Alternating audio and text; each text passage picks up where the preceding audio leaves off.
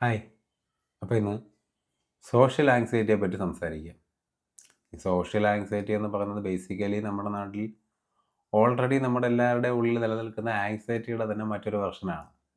ഇത് ഈ മറ്റ് വലിയ ക്രൗഡിൽ ഇൻവോൾവ് ആകുമ്പോൾ, ഒരു കല്യാണ പാർട്ടിക്ക് പോകുമ്പോൾ, അല്ലെങ്കിൽ ഒരു സ്റ്റേജിൽ കയറുമ്പോൾ, അതായത് ഒരു ഗ്രൂപ്പ് ഓഫ് ആളുകളുമായിട്ട്, പ്രത്യേകിച്ച് ഒരു പുതിയ ആൾക്കാരുമായിട്ട് ഇടപഴകുമ്പോൾ ഉണ്ടാകുന്ന ഒരു ബുദ്ധിമുട്ടാണ് ഈ സോഷ്യൽ ആങ്സൈറ്റി എന്ന് പറയുന്നത്.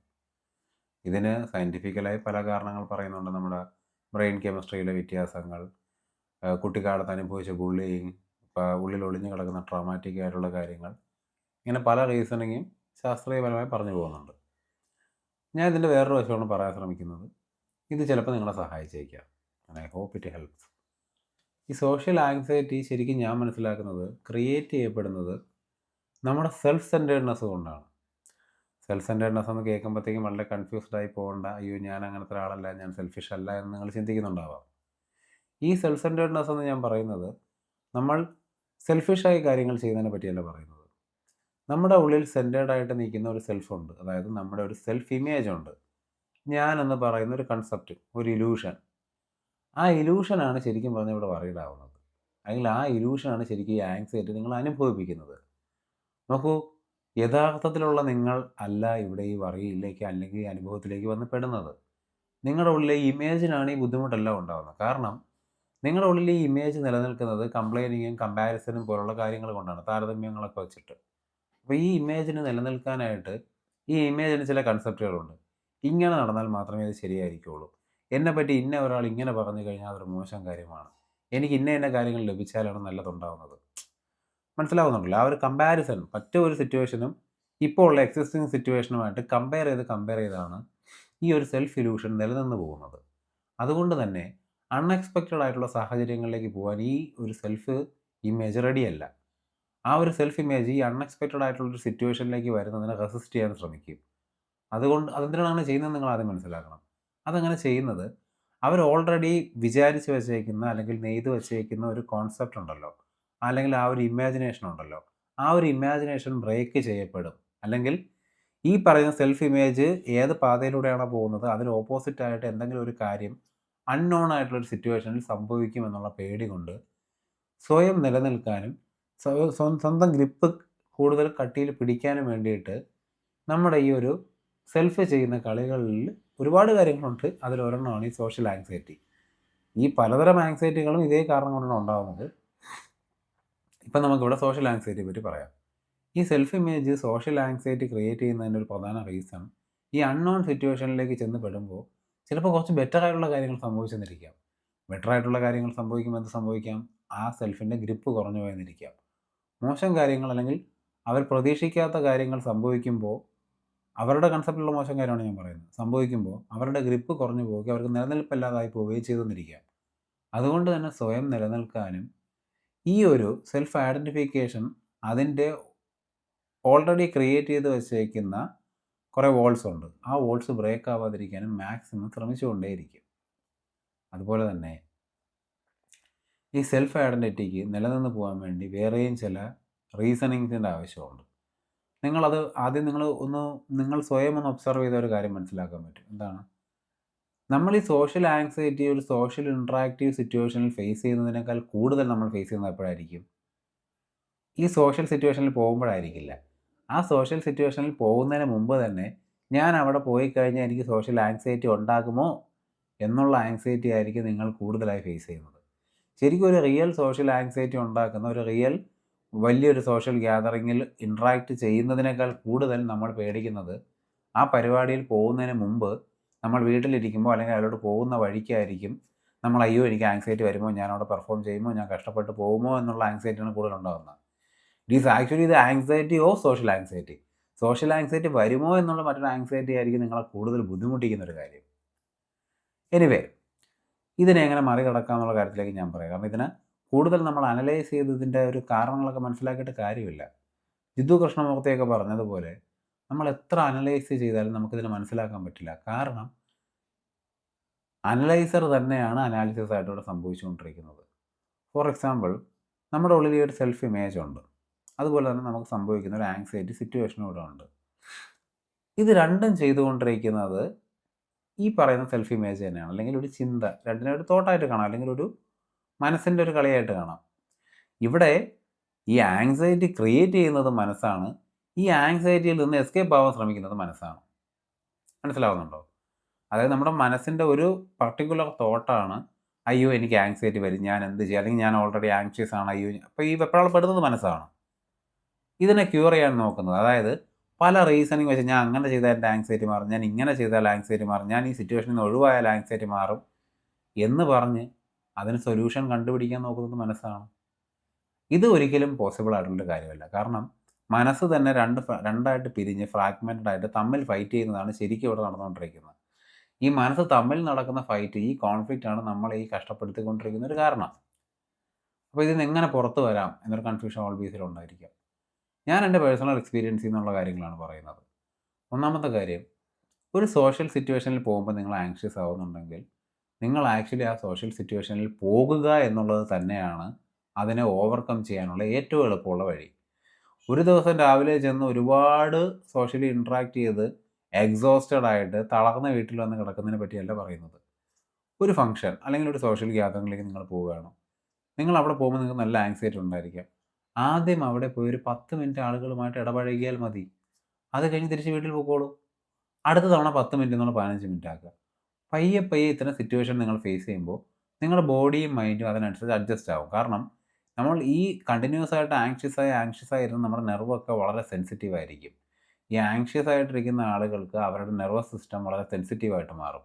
അതുകൊണ്ട് തന്നെ ചെറിയ ചെറിയ കാര്യങ്ങൾ അവരെ പെട്ടെന്ന് ട്രിഗർ ചെയ്യും. ആങ്ഷ്യസ് ആയിട്ടുള്ള കാര്യങ്ങളിലും ആങ്ഷ്യസ് ആയിട്ടുള്ള സിറ്റുവേഷൻസിലും. അപ്പോൾ വളരെ പെട്ടെന്ന് നമ്മുടെ നെർവസ് സിസ്റ്റം നമ്മളെ ട്രിഗർ ചെയ്യാതിരിക്കാൻ വേണ്ടി നമ്മൾ പയ്യെ പയ്യെ നെർവസ് സിസ്റ്റത്തിനെ ട്രെയിൻ ചെയ്തെടുക്കണം. അതാണ് ഒരു വഴി.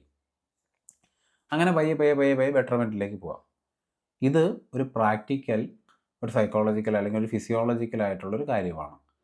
ഇനി ഞാൻ കുറച്ചൊരു ആത്മീയപരമായിട്ടുള്ള കാര്യം പറയാം. നമ്മുടെ ഉള്ളിൽ സെൽഫ് ഇമേജാണ് ഇവിടെ ഈ ഫൈറ്റ് ചെയ്യുന്നതെന്ന് ഞാൻ പറഞ്ഞു കഴിഞ്ഞു. അപ്പോൾ ഈ സെൽഫ് ഇമേജിന് ഗ്രിപ്പ് കൊടുക്കുന്നത് ആരാണ്? നമ്മൾ തന്നെയാണ്.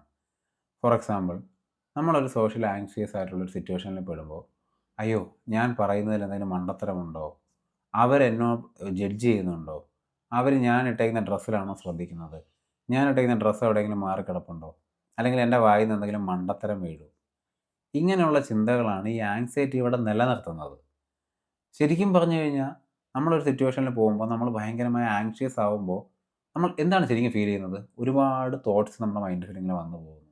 അതുപോലെ നമ്മുടെ ബോഡിയിൽ ചില സെൻസേഷനൊക്കെ വരും. ചില ടിംഗ്ലിങ് സെൻസേഷൻ, ചിലപ്പോൾ നമ്മുടെ വയറിന് പ്രശ്നം ഫീൽ ചെയ്യും, ചിലപ്പോൾ നമ്മുടെ വയറിങ്ങനെ ഉരുണ്ട് കയറുന്ന പോലെ തോന്നും, ചിലർക്ക് തലവേദന എടുക്കും, ചിലർക്ക് ക്ഷീണം പോലും തോന്നും ശരീരത്തിൽ മൊത്തം. ഇങ്ങനെ ഒരു അനുഭവങ്ങൾ ഉണ്ടാകുമ്പോൾ നമ്മൾ ഇതിനെ ഒരു തരത്തിലും ജഡ്ജ് ചെയ്യരുത്. അതായത് അല്ലെങ്കിൽ തന്നെ എന്താ പറയുക, ഇതിനെ വേർതിരിക്കരുത്. ഇതൊരു നല്ല കാര്യമാണ്, ഇതൊരു മോശം കാര്യമാണ്, ഇതൊരു ആങ്ഷ്യസ് ആയിട്ടുള്ള സിറ്റുവേഷനാണ്, അല്ലെങ്കിൽ ആങ്സൈറ്റി ആണ് ഇവിടെ സംഭവിക്കുന്നത് എന്ന് പറയേണ്ട യാതൊരു ആവശ്യമില്ല. Let it be. അതിനെ വെറുതെ ഇങ്ങനെ സംഭവിക്കാൻ അനുവദിക്കുക. ഈ സെൻസേഷനുകളുടെയും ഈ ഒരു തോട്ട്സിൻ്റെയൊക്കെ ഒരു പ്രത്യേകത എന്താണെന്ന് വെച്ച് കഴിഞ്ഞാൽ, ഇത് വന്നു കഴിഞ്ഞാൽ ഇതിന് പോയാലേ പറ്റുള്ളൂ. നമ്മൾ കുറച്ച് നേരം അങ്ങനെ ഇരുന്ന് കഴിഞ്ഞാൽ ഇത് വന്നിട്ടങ്ങ് പൊക്കോളൂ. I know it is not easy. ഇത് ഒട്ടും ഈസി ആയിട്ടുള്ള കാര്യമല്ല എന്ന് എനിക്ക് നന്നായി അറിയാം. കാരണം സോഷ്യൽ ആങ്സൈറ്റി ഇല്ലായിരുന്നെങ്കിലും മറ്റു പല കാര്യങ്ങളിലും വളരെ ആങ്ഷ്യസ് ആയിരുന്നൊരു കുട്ടിയാണ് ഞാൻ. ഇപ്പോഴും ആങ്സൈറ്റി പൂർണ്ണമായി മാറിയ വ്യക്തിയൊന്നുമല്ല ഞാൻ പൊതുവെ അതിനെപ്പറ്റി ഇപ്പോൾ കെയർ ചെയ്യാറില്ല. പക്ഷേ എൻ്റെ ബോഡി ആങ്സൈറ്റി ക്രിയേറ്റ് ചെയ്യുകയും അതുപോലെ സിറ്റുവേഷൻ ക്രിയേറ്റ് ആകുമ്പോൾ, അല്ലെങ്കിൽ ഒരു സിറ്റുവേഷൻ വരുമ്പോൾ ഭയങ്കരമായ റെസ്പോൺസ് ചെയ്യും. ചില നേരത്തൊക്കെ എൻ്റെ ശരീരമൊന്നും എൻ്റെ കൺട്രോളിലേ ആയിരിക്കില്ല. പക്ഷേ ഐ ജസ്റ്റ് ഒബ്സർവ് ഇറ്റ്. ഞാൻ അതിനെ അങ്ങനെ അങ്ങ് വിടും. കാരണം ഞാൻ എത്രത്തോളം അതിനെ ഫൈറ്റ് ചെയ്യാൻ ശ്രമിക്കുന്നോ അത്രത്തോളം ഇതിൻ്റെ ശക്തി കൂടിക്കൊണ്ടേയിരിക്കും. കാരണം ഫ്രാഗ്മെൻറ്റേഷൻ മനസ്സിൻ്റെ, നേരത്തെ പറഞ്ഞിരുന്നു, തമ്മിലാണ് ഫൈറ്റ് നടക്കുന്നത്. വെറുതെ വിട്ടാൽ മാത്രമേ ഇതിനെ രക്ഷിക്കാൻ പറ്റുള്ളൂ. ഈ വെറുതെ വിടുക എന്ന് പറയുമ്പോൾ ആക്ച്വലി ഇതിനെ അക്സെപ്റ്റ് ചെയ്യുക എന്നൊരു തെറ്റിദ്ധാരണ ആളുകൾക്കുണ്ട്. അക്സെപ്റ്റ് ചെയ്യണമെന്നല്ല ഞാൻ പറയുന്നത്. Let it be. ഇതിനെ വാലിഡേറ്റ് ചെയ്യാതെ, ഇതിനെ അനലൈസ് ചെയ്യാതെ, ഇതിനെ വേർതിരിച്ചോ, അല്ലെങ്കിൽ ഞാൻ കുറച്ച് നേരം ഇങ്ങനെ ലെറ്റ് ഇറ്റ് ബി ചെയ്ത് ഇതിനെ അങ്ങ് മാറ്റിക്കളയാം, അല്ലെങ്കിൽ ഇത് അവിടെ തന്നെ ഇരുന്നുകൊണ്ട് ഇതിനെ ഞാൻ അക്സെപ്റ്റ് ചെയ്ത് കളയാം, അങ്ങനെ ഒന്നും വിചാരിക്കണ്ട. ഒന്നും ചെയ്യണ്ട. അതാണ് ശരിക്കും ചെയ്യേണ്ട ആക്ടിവിറ്റി. ഒരു എഫേർട്ടും ഇടാതിരിക്കുക എന്ന് പറയുന്നത് തന്നെയാണ് നിങ്ങൾ ചെയ്യേണ്ട എഫേർട്ട്. അതിനെ വെറുതെ അങ്ങ് വിടുമ്പോഴത്തേക്കും ഇറ്റ് വിൽ ഡെഫിനറ്റ്ലി സബ്സൈഡ്. ഒരു സംശയവും നിങ്ങൾക്ക് വേണ്ട. ഇനി അതുമല്ല, നിങ്ങൾക്ക് കുറച്ചും കൂടി ഈസി ആയിട്ട് വർക്കൗട്ട് ആവുന്ന വേറെ എന്തെങ്കിലും ട്രിക്ക് വേണമെങ്കിൽ ഒരു ട്രിക്ക് കൂടെ ഞാൻ പറഞ്ഞുതരാം. നമ്മുടെ ഈ സെൽഫ് സെൻറ്റേർഡ് ആയിട്ടുള്ള ചിന്തകളെ പറ്റി ഞാൻ നേരത്തെ പറഞ്ഞല്ലോ, വീണ്ടും ഒന്നുകൂടെ പറയാം. അതായത് അവർ ജഡ്ജ് ചെയ്യുന്നുണ്ടോ, ഇവരെന്നെ നോക്കുന്നുണ്ടോ, അവരെൻ്റെ വായിൽ നിന്ന് മണ്ടത്തരം എഴുതുന്നുണ്ടോ എന്നൊക്കെ ചിന്തിക്കുമ്പോൾ ഇത്തരം ചിന്തകൾ ഇങ്ങനെ വന്നുകൊണ്ടിരിക്കുമ്പോൾ നമുക്കൊരു സ്വാഭാവികത നഷ്ടപ്പെടും. നമുക്ക് സ്വാഭാവികമായ ആളുകളോട് ഇടപഴകാൻ സാധിക്കില്ല. അങ്ങനെ ഇടപഴകാൻ സാധിക്കാത്തപ്പോൾ എന്ത് സംഭവിക്കും? നമ്മൾ സ്വാഭാവികമായിട്ട് ഇടപഴകാതിരിക്കുമ്പോൾ നമ്മൾ ഇതിനെപ്പറ്റിയൊക്കെ നമ്മുടെ വായിൽ നിന്ന് മണ്ടത്തരം എഴുതുന്നുണ്ടോ എന്നൊക്കെ നോക്കി കാൽക്കുലേറ്റ് ചെയ്ത് സംസാരിക്കുകയും ബിഹേവ് ചെയ്യുകയും ചെയ്യുമ്പോൾ നമ്മുടെ സ്വാഭാവികത നഷ്ടപ്പെടുമ്പോൾ തന്നെ ആളുകൾക്ക് നമ്മളെ ശരിക്കും ഇഷ്ടപ്പെടാതാവും. അതൊരു ഫാക്റ്റാണ്. കാരണം നമ്മൾ സ്വാഭാവികമായിട്ടല്ല ഇടപഴകുന്നതെങ്കിൽ നമ്മുടെ ചുറ്റിനും ഒരു നെഗറ്റീവ് വൈബ്രേഷൻ തന്നെയായിരിക്കും ഉണ്ടാകുന്നത്. അത് ആളുകൾക്ക് വളരെ അരോചകമായിട്ട് തോന്നുകയും അവർ ശരിക്കും നമ്മളെ ജഡ്ജ് ചെയ്യും. ശരിക്കും നമ്മൾ പോരാന്ന് അവർക്ക് തോന്നും. അല്ലെങ്കിൽ നമ്മുടെ വായിൽ നിന്ന് നല്ല തണുത്ത കാറ്റുണ്ടല്ലേ എന്ന് നിവിൻ പോളി പറഞ്ഞതുപോലെ, പുള്ളിക്കാരാ നല്ല തണുത്ത കാറ്റുണ്ടല്ലേ എന്ന് സാധാരണഗതിയിൽ പറഞ്ഞിരുന്നെങ്കിൽ ആ പെൺകുട്ടിക്ക് അത് ക്രിഞ്ചായിട്ട് തോന്നില്ലായിരുന്നു. അപ്പോൾ അതുപോലെ സ്വാഭാവികം നഷ്ടപ്പെട്ട് നമ്മൾ ചെയ്യുന്ന കാര്യങ്ങളൊക്കെ ആളുകൾക്ക് ഇവരെന്താണ് ഈ കാണിക്കുന്നതെന്നൊരു ഫീലിംഗ് തന്നെ ഉണ്ടാക്കും. അപ്പോൾ ഈ സ്വാഭാവികത അപ്പോൾ പെട്ടെന്ന് ഞാൻ സ്വാഭാവികത വരുത്തി കളയാമെന്ന് വിചാരിച്ചു കഴിഞ്ഞാലും വരില്ല. അപ്പോൾ നമ്മൾ ചെയ്യേണ്ട ഒരു കാര്യം എന്താണെന്ന് വെച്ച് കഴിഞ്ഞാൽ, ഇതൊരു ട്രിക്കാണ് ഞാൻ പറയുന്നത്. ഇതൊരു തൽക്കാലത്തേക്ക് ആശ്വാസം തരുന്നൊരു ട്രിക്കാണ്. നമ്മൾ ആദ്യം മനസ്സിലാക്കേണ്ടത്, നമ്മൾ ഓപ്പോസിറ്റ് നിൽക്കുന്നവർക്കും എന്തെങ്കിലുമൊക്കെ ആങ്സൈറ്റി, എന്തെങ്കിലുമൊക്കെ പേടിയുണ്ടാവും. കാരണം ഇനേറ്റ് ആയിട്ടുള്ള ഫിയർ നമ്മുടെ ഉള്ളിലുണ്ട്. ഇനേറ്റ് ആയിട്ടുള്ളൊരു ഫിയർ നമ്മുടെ ഉള്ളിലുള്ളത് കൊണ്ട് തന്നെ അത് ആങ്സൈറ്റി ആയിട്ടും പല കാര്യങ്ങളായിട്ട് എല്ലാവരുടെ ഉള്ളിൽ മാനിഫെസ്റ്റ് ചെയ്യും. അങ്ങനെ മാനിഫെസ്റ്റ് ചെയ്യാത്തവർ ഒരു തരത്തിലുള്ള ഞാനെന്ന് പറയുന്ന ഭാവവും ഇല്ലാതെ രമണ മഹർഷിയെ പോലുള്ള മഹത്തായ ആൾക്കാരായിരിക്കും. അങ്ങനെയുള്ള ആളുകളുടെ അടുത്താണെന്നുണ്ടെങ്കിൽ ഓബിയസ്ലി നമ്മൾക്കും നമ്മുടെ മനസ്സ് തന്നെത്താനെ ക്വയറ്റ് ആയിക്കോളും. നമ്മൾ വറീഡ് ആവേണ്ട കാര്യമില്ല. കാരണം it is A power of pure awareness. അപ്പോൾ ഈ പ്യുവർ അവയർനെസ്സിലല്ലാതെ നിൽക്കുന്നവരായിരിക്കും മെജോറിറ്റി ആയിട്ട് നമ്മുടെ നാട്ടിലുള്ള മനുഷ്യർ.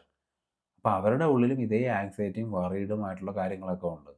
അപ്പോൾ ഇത്തരം സിറ്റുവേഷനിൽ നമ്മൾ വന്ന് പെടുമ്പോൾ നമ്മൾ സ്വയം കംഫർട്ടബിളാക്കി, അയ്യോ എന്നെ അവരിങ്ങനെ വിചാരിക്കും, എൻ്റെ വായിൽ നിന്ന് മണ്ടത്തരം വീഴും, ഇങ്ങനെയൊക്കെ ചിന്തിച്ചുകൊണ്ടിരിക്കുന്നതെന്ന് ആ ഒരു തിങ്കിങ് പാറ്റേണിൽ ഒന്ന് ഷിഫ്റ്റ് ചെയ്തിട്ട് നമ്മുടെ ഓപ്പോസിറ്റ് നിൽക്കുന്ന ആളെ പറ്റി ഒന്ന് ചിന്തിക്കണം.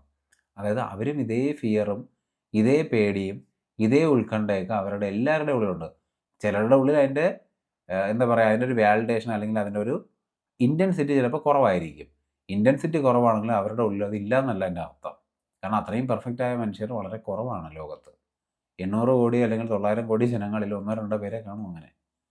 സോ ഡെഫിനറ്റ്ലി നമ്മൾ ഈ ഓപ്പോസിറ്റ് നിൽക്കുന്ന ആളെ കംഫർട്ടബിൾ ആക്കാനാണ് ശ്രമിക്കേണ്ടത്.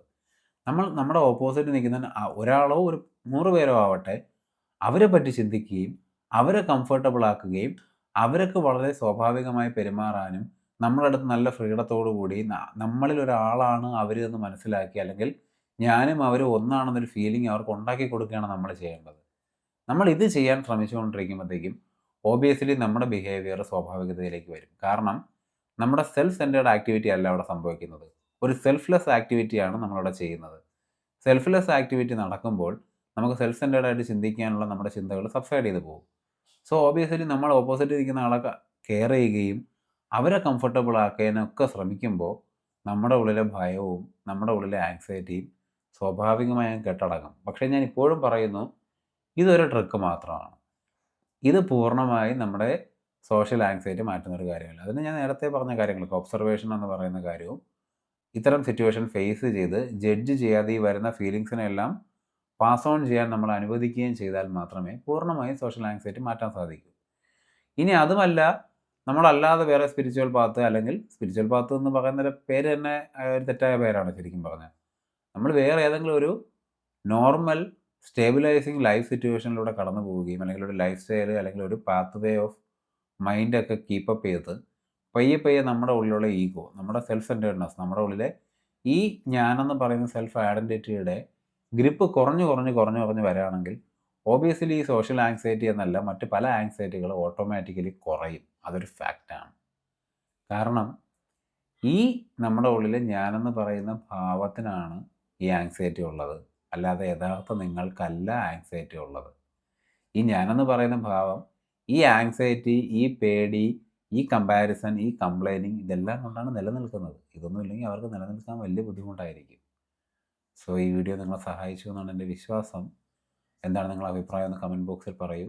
ചീത്ത വിളിക്കരുത്. Okay, thank you.